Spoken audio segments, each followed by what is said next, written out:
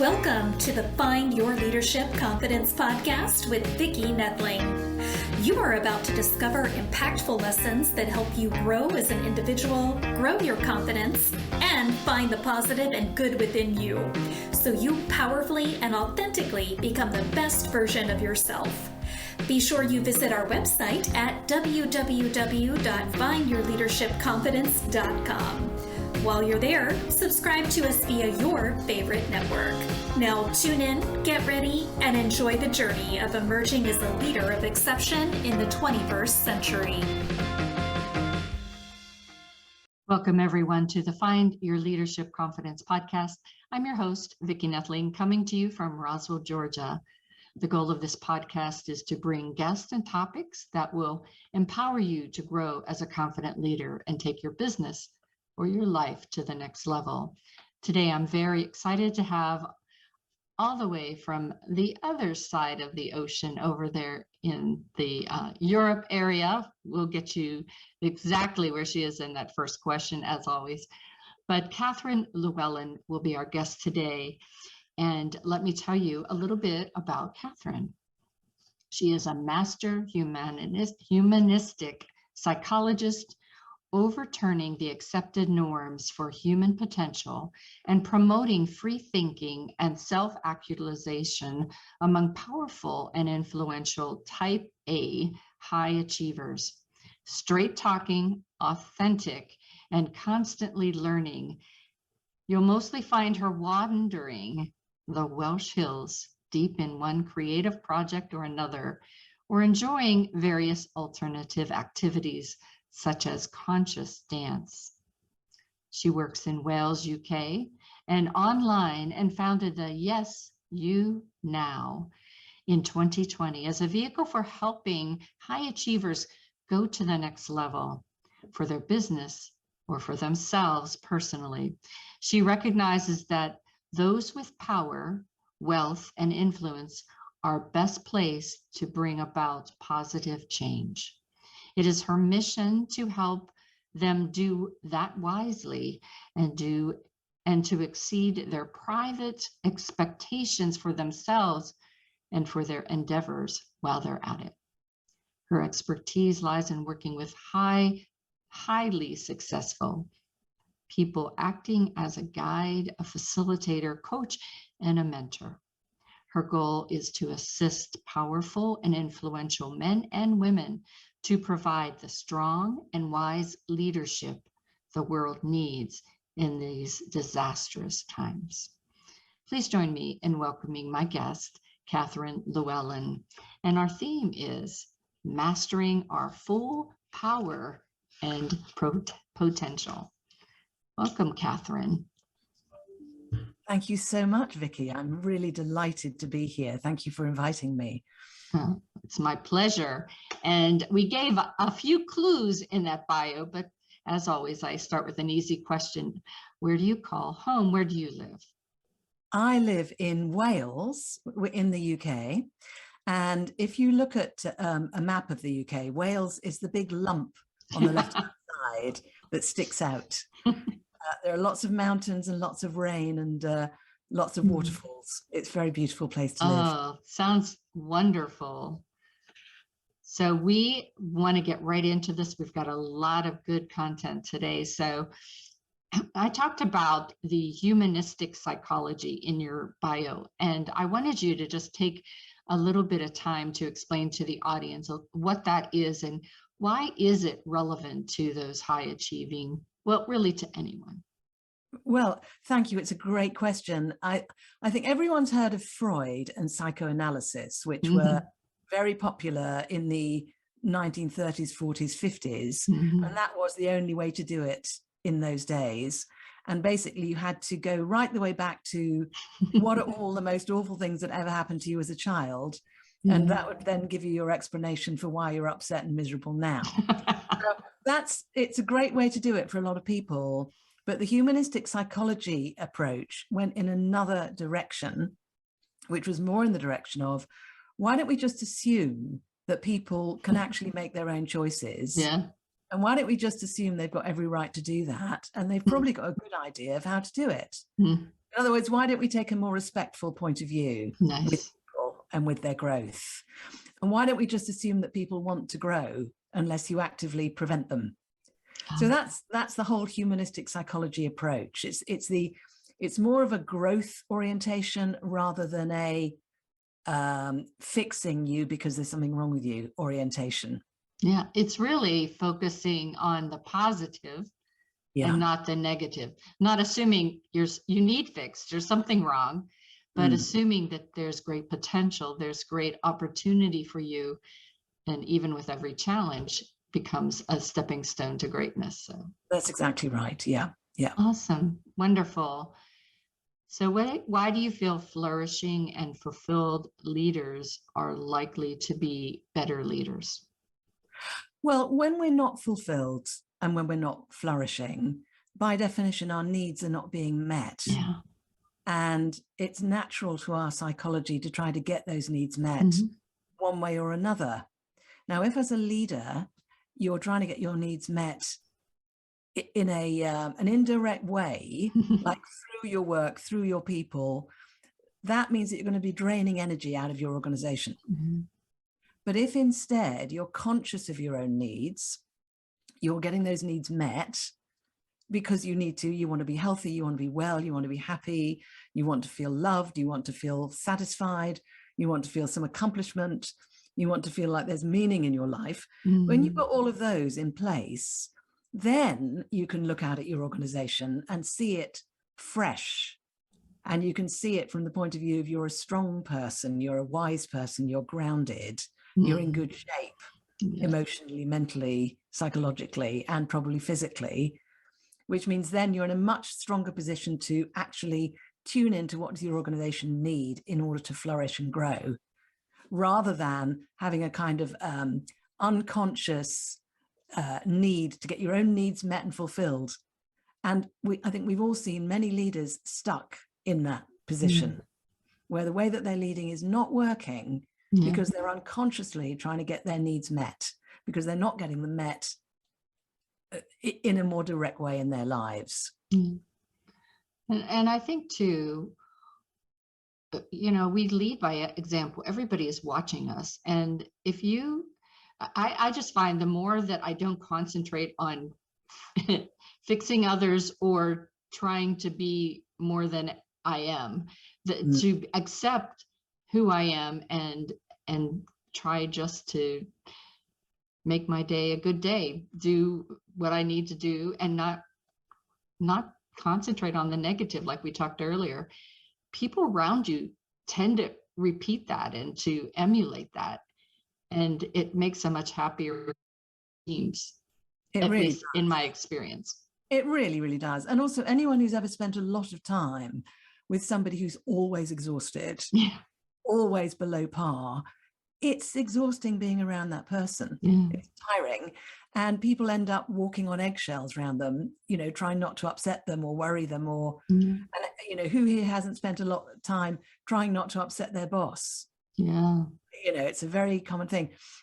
You're exactly right. And of course, when we are flourishing and fulfilled, we also become smarter, much more intuitive, and we're able to think more strategically as well and make powerful decisions. And I used to tell people whenever we were doing big events and things that if you look flustered, if you look confused, if you look angry, everyone on your team is going to be on eggshells. Everyone on your team, everyone that sees you, no one is going to want the role that you have, especially in a volunteer organization. Nobody's going to want to be the head of anything if you make it look like such a daunting task. Exactly. And so smile along the way. So why do you think it's important for leaders to be thinking about right now? Wow. Well, trust is the first thing. We've come through a few years where trust has taken a bit of a bashing one way and the other. And a lot of people in leadership positions are finding that their people are confused, they're upset, they're exhausted. Some of them are traumatized, worried, fearful. And they really need a leader that they can rely on and trust. Yeah. And what that means is that leaders have to really show up very strongly. They've got to be very present. Mm-hmm. And they've also got to be willing to be vulnerable as well. They've got to be willing to say, you know what, I'm scared too. Or, you know what, I'm confused sometimes. I'm human as well. Yeah. And I'm here with you and I'm here for you. And we've got a hell of a task ahead of us. You know, a lot of organizations right now are worried. Mm-hmm. Leaders are worried because with the economy being so uncertain, and I don't have to tell leaders to think about the economy, they probably think about it in their sleep too much. If anything, it's think about it less. Mm-hmm. But you know, we're all thinking about how am I going to get through this and how am I going to thrive and how's my business going to thrive? So we've got to manage that at the same time as being there for our people in a way that's encouraging and supportive for them, but with no BS. It's got to be real. It's got to be genuine. It doesn't have, it can't be just a gloss. Mm-hmm. So I think managing that balance is incredibly important at the moment. Yeah. And I think making sure that people feel recognized and understood and accepted as who they are. Because again, a lot of people have gone through a situation of being told what to think, what to do, and don't make your own choices, don't think for yourself. Now that's really bad for the human spirit. For sure. And it's not good for organizational and business success either. So that whole thing of making sure people feel attended to, understood, trusted, that they can think for themselves, all of these things. Leaders always need to think about these things, but right now especially, I think. Yeah. And I know I've talked about this in other podcasts, but with remote teams, I think leaders, you know, we have a big job anyway, but really you've got to go the extra mile to make those remote people feel that they're valued, that their opinions count. You can't only just call them when there's a problem, for sure. And you don't only want to call them to give them work. You really need to have those chats with them from time to time, just as you would do if you were in the office. Yeah. What's your thoughts on that? Well, exactly. And the word community comes in there because people need community so badly, and they need human connection so badly. And that doesn't just happen by accident. Right. You've got to go into it intending and intending to really be there and show up, and doing it online, on Zoom or on the phone or however you do it, is actually more of an effort because they haven't got your physical presence in the room with them. You've got to really make a point of showing up, which means you've got to get plenty of sleep. You've got to eat properly. You've got to take a few minutes beforehand to think about what impact do I want to have here? What am I trying to do in this conversation? Even more so than you have to do when everyone's in the same building. Yeah. And you really have to not multitask. You know, if you're in person, you can kind of fake it a little bit, but here, if you stray your eyes from that camera, they're going to think you don't care what I'm saying, or you're not really here for me. And, you know, that could be really detrimental. Yeah. Yeah. It's a hell of a challenge for leaders right now. I know, but I think if you rise to the challenge, just think how great our leaders will become. Absolutely. And I have seen some people really evolving in an incredibly exciting way. So I think these hard times always create incredible opportunities as well as extraordinary obstacles. So, you know, we have to admit the obstacles and face them and work them. And we have to grab the opportunities. Awesome. So your bio says you provide catalytic, challenging, and encouraging self-mastery programs. So I'd like to have you take some time to just share the audience how they are tailored, the programs are tailored to the individual client, maximizing their potential. Great. So I'm working with people one-on-one. So what that means is that we can work together however we want to. Oh, nice. We don't have to worry about the rest of the group. I do sometimes work with groups, but mostly one-on-one. So there are really three key areas in the work. The first one is about choice, the power of choice, the power of making our own choices and getting really clear what it is that we want on every single level of our lives. So that's for in our business, in our personal life, in our wellness, in our future, in every aspect of our lives. Now, I've got a formula, if you like, for working with people and helping people to get really, really connected with their own power of choice. And what I mean by that is sovereignty, that the fact they have the right to make their own choices, they have that power within them, if only they open to it and accept that it's there. It may have been beaten out of them earlier on, as can be been there, done that, have the t-shirt. Exactly. So it's, can they grab that back, and then can they actually focus it and clarify what it is that they want? Now, I've got various steps that I take people through to do that, but with each and every person, the way that's done is different. Because when we first start talking, we quickly identify what is it about that person that helps them learn? What is it about them that helps them drop into their self-awareness and drop into their expansion? And I take that on board and I use that information to craft the program specifically for them. So in meeting them, I find out information about them that helps me then craft it specifically for them. Awesome. And the second piece is the power of awareness. So that's our self-awareness, and it's our awareness of what's going on around us, and our awareness in our relationships, and our awareness of the world, and all of those things. And again, there's a series of steps that will take place, but the sequencing of those steps and exactly how they're done varies with each client. So with each client, it's a unique experience. But they all get to the place at the end where they've got this extraordinary sense of, oh my God, I've got the world and myself at my fingertips. I now know what my true strengths are, and I know the depth of those strengths, and I know why I've got them. Awesome. And then the third element is when we put those two things together and we say, okay, great.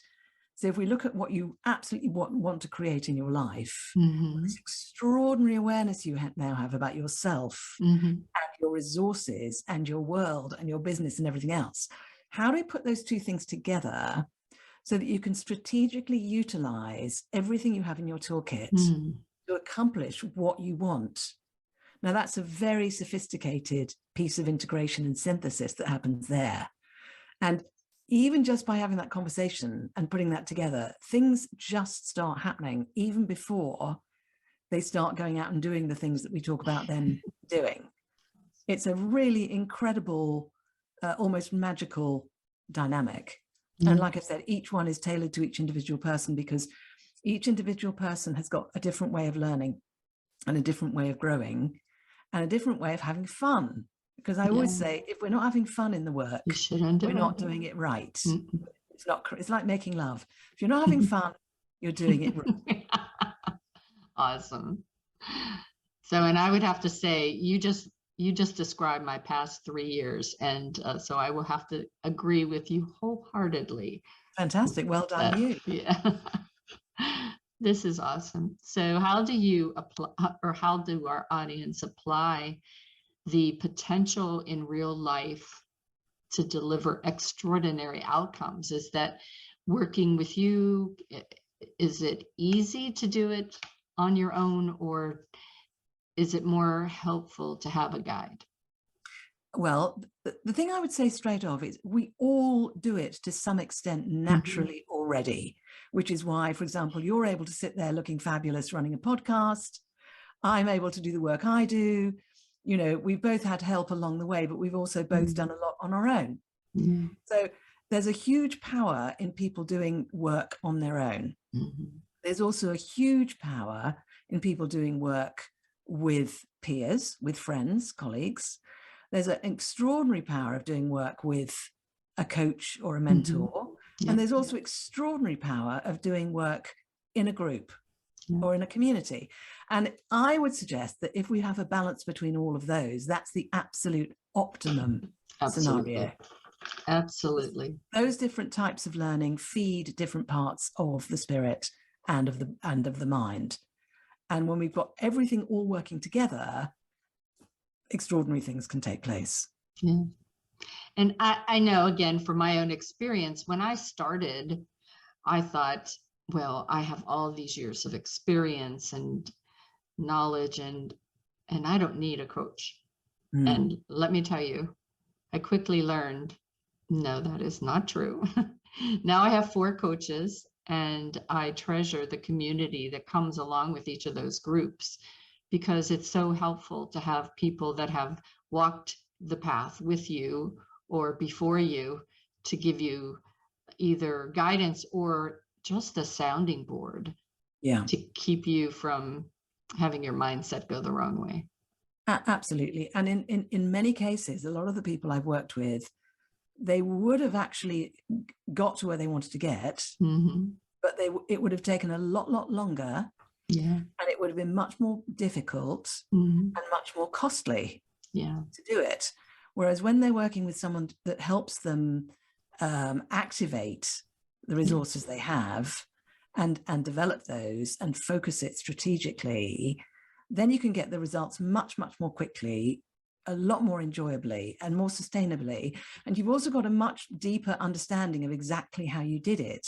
Yeah. So that you can then repeat it. I mean, I'm all about self-directed learning.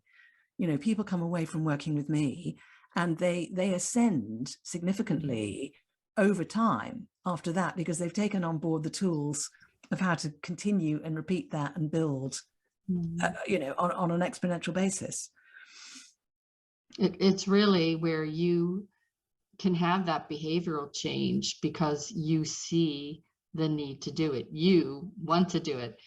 You can't, you know, push that on anyone. That's right. All the mothers in the world should remember that. I know. Well, I think they do remember it, but they can't help themselves. All right. So why is physical embodiment important, and how can people engage in that? Okay, well, the fact is we each have a body. I'm just going to say that again. We each have a body, right? And so much of the time we go through life kind of pretending that we don't, as if our body is just a kind of like a sort of a trolley to carry our brain around from one place to another. That's an awesome way to think of it. Oh my goodness. I know, it's a bit tragic. Now, this is a lot less true now than it was decades ago. Nowadays, there's a lot more attention and intelligence around our physical embodiment and wellness. The thing is, I think it's important to go beyond how do I stay free of disease and how do I stay free of, you know, back problems and diabetes and obesity. Let's go way beyond how do I stay free of the things I don't want, and let's go into how do I literally love and enjoy the fact I have a body. Because when we go into that place, the extraordinary experience of when our energy is free flowing within us, when all of our hormonal balance is perfect, when our muscle tone is perfect, when our skin is clear, our eyes are clear, our digestion's working really well, when all of our hair is shining, you know, when all of that's working, we just feel so much better. Yeah. And we also have so much more energy, and the brain is part of the body. And the quality of the blood flow through the brain is enhanced. Our thinking is enhanced, our intelligence is enhanced, our imagination, our intuition, our ability to connect with other human beings, our ability to experience love, which is behind so much of what good leaders are trying to do anyway. So physical embodiment just literally in our being is important. Yeah. And if you then add to that movement, the way we move across the room, the way we get up and stand, and the way we touch people, the way we walk, the way we dance, the way we make love, everything we do with our bodies is all part of our existence. Yeah.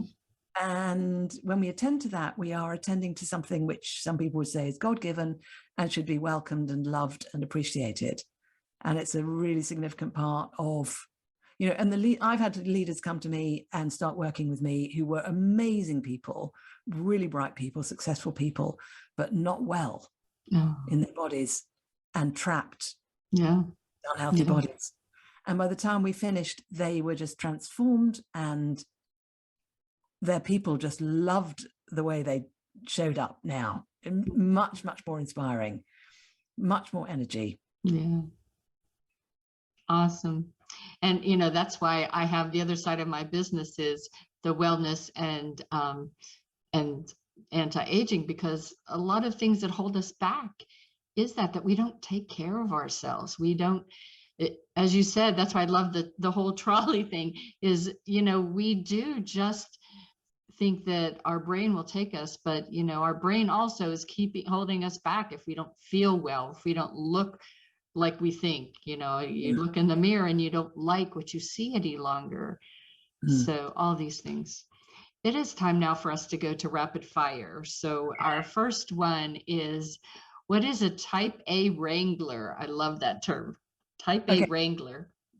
If you think of a beautiful stallion running across the hills, that has great beauty and power, and it's uncontrollable and unpredictable. And in order to engage with that, you need to be a really amazing horse wrangler. A type A person is a bit like that stallion. They're fabulous, they're beautiful, they're strong, they're awesome. You need to be able to learn how to engage with them in a way where they feel accepted, included, and respected above all, and that you're not trying to change them. So that's what a type A wrangler is. That's awesome. What is energy management healing sensitivity? So energy management healing sensitivity, and how can people engage with that? Okay, so some people have noticed that when their beloved turns up at the party, they know they've entered the building. They can feel it. Yeah. Sometimes someone phones somebody and the other person said, I was just thinking about you. That is energy. That's our energetic connection with each other. It's an intrinsic part of our design as humans. So when we actually pay attention to that and become more sensitive to it, we can then tune into things like atmosphere, culture, how people are feeling, what's going on, the energy levels in the organization. And we can actually support it. A client who I'd worked with for years once asked me to come and sit in a series of meetings he was having with hundreds of senior managers. And he said, I've got to tell them that we're downsizing and some of them will lose their jobs. Catherine, I want you to sit in the circle, and I want you to embody good energy, and I want you to help me hold the energy of the space. That's all I want you to do. He paid me a lot of money to do it, and the meetings went better than anyone could possibly have imagined, because I was embodying something for energy for that group. And all of the groups said afterwards, I don't understand it. This was bad news. I heard everything. I took it all in. I wasn't nearly as upset as I normally would be. I don't know why. That's magical. Oh my goodness. All right. So share thoughts on experiential learning. Experiential learning. Thank you. Experiential learning. Well, experimental is similar. So experiential learning is where you learn through doing and experiencing. Oh, okay. As opposed to through reading stuff, learning stuff, being told stuff. And most of what we've learned that's really important to us is experiential learning. I would agree. That happens automatically. And you can actually activate it intentionally in respect of a particular thing you want to accomplish. So you can choose the thing you want to accomplish. You can husband knowledge and resources that you can get from elsewhere, but you can then craft yourself an experiential learning program that takes you through the lived experience of working towards that outcome and learning from it strategically as you go. So you turn that experiential learning faculty into one of your tools, as opposed to one of your automatic unconscious capacities. It becomes conscious, and you can then utilize it intentionally. See, now I use that to help people overcome their fear of public speaking, and I didn't even know that that's what it was called. So awesome. That's exactly what you're doing. Yes, exactly. Awesome. All right. What would the ideal client be for you? Well, they've got to be very rich, very good looking. No, I'm kidding. Couldn't hurt, yes. The ideal client is somebody who genuinely wants to be part of the solution, globally and for their own organization. And that's their intention. That's where their heart is. They also genuinely want to be successful and accomplished and fulfilled themselves. And they want their loved ones that to be the same. They also need to be people who have already done enough work to get to the point where they are successful. So they're doing well, things are going well. They want to be part of the solution. Now they want to transcend that and go to the next level. And they're very excited to go to a level that they almost don't believe they can manage. Yeah. They really are ambitious and they want to do that. And they're really open and interested in exploring. Yeah. Not afraid of going out of their comfort zone. Yeah, they're really up for that. Yeah. They realize that going outside your comfort zone full time is a bad idea. Right. To be in there some of the time. But, you know, these are ambitious people who really want to go to the next level and take everyone else with them. So for me, it's always, you know, pushing outside the comfort zone and then getting comfortable in that zone and realizing it's time to push again. That's so right. You're always evolving. Always evolving. But I think going back occasionally to the original comfort zone for a bit is a good thing. I think it's good to kind of go back and forth, but always overall going forward. Right. Well, then you have that rest and recovery. Exactly. Yeah. That's right. All right. It is time now for me to warn those that are just listening that I'm going to share my screen. So I will give the website to you so you can take it down. But the information will be on YouTube as well as my websites. If you did not have the time to get the pencil and paper, I already gave you a couple seconds there to go grab that pencil and paper. Here we go. The website for Catherine Llewellyn is the https://yesyounow.today. That's yesyounow.today. She is on LinkedIn using her name. She's on YouTube, and I would just search her name.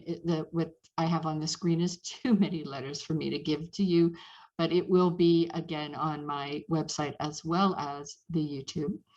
Her podcast is Truth and Transcendence.buzzsprout.com. Again, Truth and Transcendence.buzzsprout.com.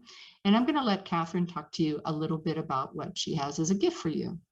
Thank you very much. So on the website, at the beginning, there's a very short video, and you can also sign up for a slightly longer video series, which is all about how and why to elevate your life.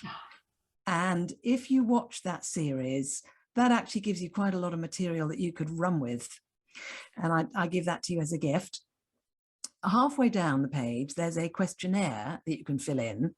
And again, this questionnaire is one of those ones which by the time you filled it in, you will have had some really interesting insights just by doing it. When the guys were building the website, they said, Catherine, I've just been putting in the questionnaire. Oh my God.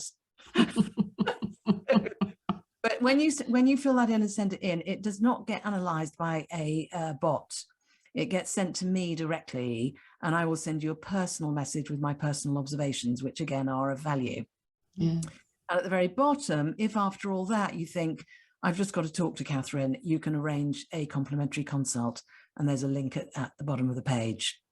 Awesome. What a wonderful gift. Thank you so much. Well, Catherine, it has been such a pleasure. You are a wealth of information, and I do encourage the audience to go to yesyounow.today to take advantage of that wonderful gift she's sharing with you. And please do subscribe if you like this podcast, but I want you also to message directly to Catherine so that you know how she can know how much you enjoyed this podcast. Oh, so thank Catherine, you.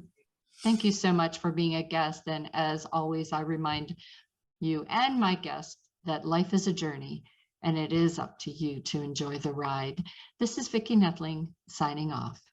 Thank you for tuning into the Find Your Leadership Confidence podcast with Vicki Nettling, where we share impactful lessons that help you grow as an individual, grow your confidence, and find the positive and good within you so you powerfully and authentically become the best version of yourself. Remember to visit our website at www.findyourleadershipconfidence.com and enjoy even more great episodes like this one. Again, while you're here, subscribe to us via your favorite network. We look forward to seeing you next time on the Find Your Leadership Confidence podcast.